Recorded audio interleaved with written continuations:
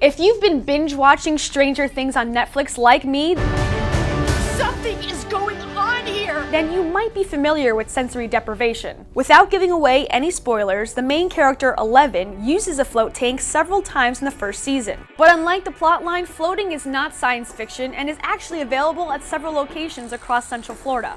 I went to one of them to try it out. I'm inside Total Zen Float in Castleberry, about to have my first floating experience. It's 60 minutes of pure relaxation. Come on in and I'll show you how it works.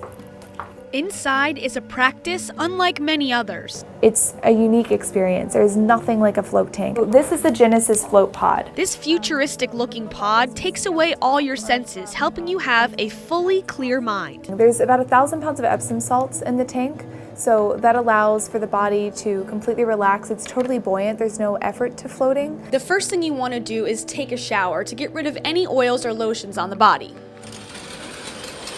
Floating naked is recommended, but for the purposes of this video, I'll keep my bathing suit on. You have people who are interested in the possibility of psychedelic effects in the float tank, and you have people who are just interested in the physical, possibly medical benefits of floating. I'm ready to get in.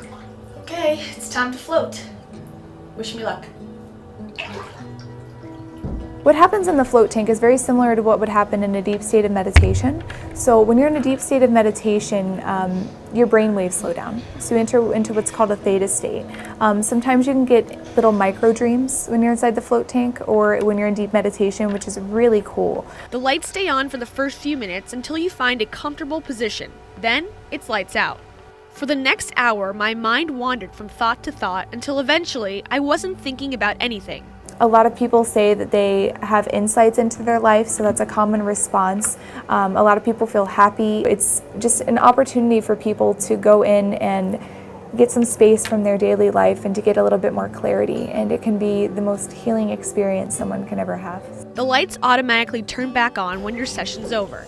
Thankfully, I did not end up in the upside down like 11. When you're in the tank, you don't have anything to see or hear. All you have are your thoughts, and that's pretty magical. After a quick rinse, it's back to the real world. I'm all done, and now it's time to bask in what they call the post-float glow.